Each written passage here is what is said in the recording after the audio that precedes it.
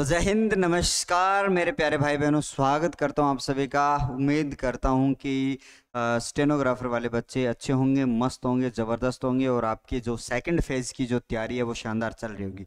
इसी बीच एक नोटिफिकेशन आप सबके लिए आ जाता है। सर क्या है ये नोटिफिकेशन? जिस प्रकार से आप थंबनेल देखकर इस कक्षा में आपने प्रवेश किया, तो छोटी सी वीडियो होने वाली है, पूरी जरूर देख के जाना। मैं हूं आपके बीच में सूरज रावत सर, हिंदी विशेषज्ञ है। और आप सबको यहाँ पे ध्यान में रखना प्यारे साथियों, स्टेनो यहाँ पर 2024 और बिग ब्रेकिंग न्यूज, फॉर्म में कोई गलती अब सुधारने का मौका, कोई भी गलती आपसे हुई तो सुधारने का मौका है। क्या लिपि में परिवर्तन आप कर सकते हैं क्या?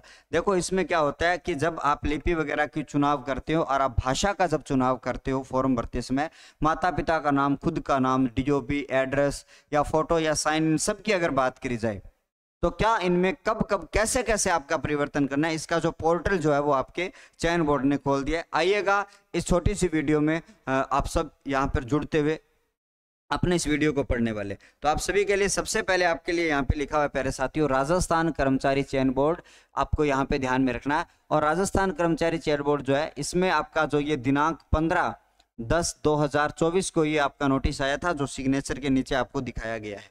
ठीक है, इसमें यह कहा गया कि शीघ्र लिपि या निजी सहायक ग्रेड सेकंड सीधी भर्ती 2024 की अगर बात करूं तो परीक्षा दिनांक 5/10, आपको पता है 5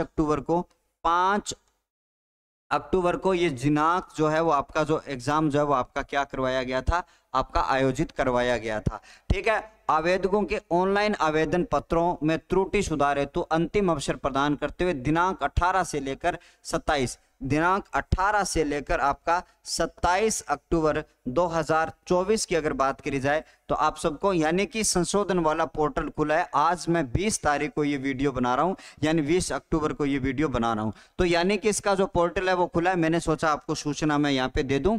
अब इन्होंने ये कहा कि ऑनलाइन आवेदन संशोधित हेतु विकल्प खोला जा रहा है।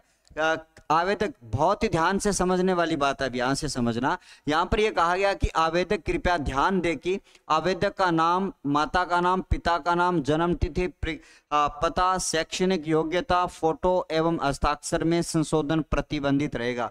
इनमें आप छेड़छाड़ अभी टाइम के लिए नहीं कर सकते हो। चाहे आपका माता का नाम, पिता का नाम, खुद का नाम, डीओबी में अगर फॉल्ट हुआ है तो अभी के लिए आपको होल्ड करना पड़ेगा। अभी इसमें कोई संशोधन नहीं होगा, तो फिर काय का संशोधन होगा? क्या संशोधन यहाँ पे किया जाएगा तो देखिएगा, यहाँ पर संशोधन करने के लिए आपको विशेष प्रकार की कैटेगरी आपको दी गई है। इसमें यह लिखा गया है, आप श्रेणी या उपश्रेणी आपने भरते टाइम गलत भर दी, विशेष श्रेणी गलत भर दी, वैवाहिक स्थिति विधवा या परित्यय का ये आपने गलत भर दिया। शीघ्र लिपि की जो भाषा है, भाषा की बात करें या अंग्रेजी या फिर हिंदी की बात करें, देखो आपने हिंदी लेनी थी, आपने अंग्रेजी भर दी, आपको अंग्रेजी लेनी थी, हिंदी भर दी। उस भाषा को आप अभी सही कर सकते हो, क्योंकि भैया शॉर्ट हैंड के लिए भाषा होती है और आपने जिस शीघ्र लिपि में तैयारी कर रखी है वही आपको करनी है। तो अगर बाई चांस अगर आपने ये चीजें सही नहीं कर रखी है तो वहां पर आप देख लेना। फिर उसके बाद में आवेदक के नाम, अब देखो, अब यहाँ पर मुख्य चीज आती है कि यहाँ पर फॉल्ट होता है। यहाँ पर आवेदक का नाम, आवेदक के माता पिता का नाम, जन्म डेट, लिंग, ठीक है, में अगर कोई त्रुटि है तो आप क्या करोगे? सूचनाओं में संशोधन हेतु चयन होने की स्थिति में दस्तावेज सत्यापन के समय विचार किया जाएगा। इसका मतलब ये कह रहा है कि अगर आपका चयन हो जाता है और आपके नामों में फॉल्ट है, आपके पिता माता के नाम में फॉल्ट है, डीओबी में फॉल्ट है, तो विचार उस समय किया जाएगा जब आपके डॉक्यूमेंट वेरिफिकेशन डीवी होने वाली है। और उस समय आपको एफिडेविट देने होंगे और उस एफिडेविट के साथ में आपको प्रूफ देने होंगे। स्टाम्प पर आपको लिख के आपके डीवी में आपको लगवाने होंगे कि सर मेरे माता का नाम, पिता का नाम ये था, भूल बस ये नाम हो चुका है। इसके लिए पूरी जानकारी आपको जब आप डीवी करवाओगे, डॉक्यूमेंट वेरिफिकेशन कराओगे, तब या तो आपको वो बता ही देंगे, नहीं तो हम जैसे टीचर्स जो हैं वो आपको यूट्यूब के माध्यम से आपको बता देंगे। ठीक है, उसके बाद में ये देखिए, अन्य किसी तरह के संशोधन हेतु ऑफलाइन प्रार्थना पत्र प्रस्तुत नहीं करें। देखो अगर आप थे घड़ी जाके बोर्ड में जाओ और चयन बोर्ड जाके, लो जी प्रार्थना है कि सर हमारा ये गलत है, कोई स्वीकार नहीं किया जाए, कोई नहीं सुनेगा। सबने यहाँ पर सर्कुलर जारी कर दिया है। क्या कर दिया है? सबने यहाँ पे सर्कुलर जारी कर दिया है। और इस तरह प्रार्थना पत्र बिना किसी कार्रवाई के कर दिए जाएंगे, बिना किसी कार्रवाई के हटा दिए जाएंगे। उक्त समय सीमा के पश्चात किसी भी स्थिति में ऑफलाइन प्रार्थना पत्र बोर्ड कार्यालय में स्वीकार नहीं किए जाएंगे। तो डेट आपको दी गई है 18 से लेकर 27, डेट बदलने वाली नहीं है। ठीक है, संशोधन हेतु बोर्ड की वेबसाइट, ये भी आप जाके इन पर लॉगिन अप्लाई करके विकल्प का चयन करके रिक्वायरमेंट पर जाओ और सलाह दी गई है वहां पर आपका ओटीआई गाइडलाइन का अवलोकन जरूर करें। यानी कि आपका वन टाइम जो रजिस्ट्रेशन है वहां जाके आपको है बीसी बघाल साहब सचिव जो है उन्होंने ये जानकारी आपको प्रेषित करी है। एक नोटिफिकेशन और आया था, वो नोटिफिकेशन क्या है ये देखिएगा, ये आपका सेम ही नोटिफिकेशन है जो मैंने ऐसे दोनों डाउनलोड कर दिए हैं। तो अब आप सबको मैंने यहाँ पे बता दिया है कि कौन कौन से विद्यार्थी जो है वो आपके संशोधन करवा सकते हैं। तो आपको भाषा में, तो देखो यहाँ पे लिखा है क्या लिपि में संशोधन हो सकता है, क्या आपको मानक लिपि रखनी है या कौन सी लिपि रखनी है। तो भाई साहब लिपि आपने जो भी भरी है, लिपि आपने जो भी लिपि भरी है उसमें वही लिपि में आपको क्या करना देना पड़ेगा, आपको आपकी शॉर्ट हैंड देनी पड़ेगी। लिपि में कोई बदलाव नहीं करना है। ठीक है, बदलाव है वो केवल किस में है, सिर्फ भाषा में, लिपि में कोई परिवर्तन नहीं। आपको ध्यान में रखना, आपको सीधी सी बात बता देता हूं कि लिपि में कोई भी परिवर्तन नहीं होगा, लिपि में कोई भी परिवर्तन नहीं होगा। आपको याद रखना, लिपि में कोई भी परिवर्तन नहीं होने वाला है, ये आपको याद रखना, नहीं होगा। ठीक है, आपको ध्यान में रखना, नहीं होगा, आपको सीधा से याद रखना, नहीं होगा, इसमें परिवर्तन नहीं होगा। तो सर किस में परिवर्तन होगा, आपको ध्यान में रखना, आप भाषा जो आपकी है, बाई चांस हिंदी और अंग्रेजी की अगर बात करी जाए तो हम भाषा में परिवर्तन यहाँ पे कर सकते हैं।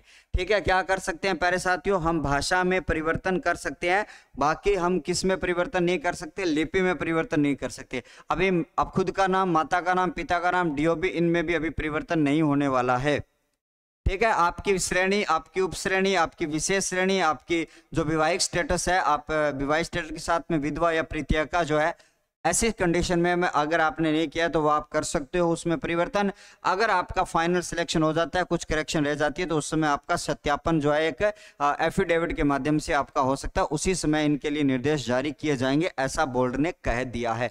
तो बाकी इसके साथ में आपका ऑफलाइन कोई भी आवेदन प्राप्त नहीं होगा करेक्शन के लिए, केवल ऑनलाइन प्रक्रिया है, वो आप वन टाइम रजिस्ट्रेशन, आपने जो ओटीआर आपका रिक्वायरमेंट जो है वहां पे जाके कर सकते हो।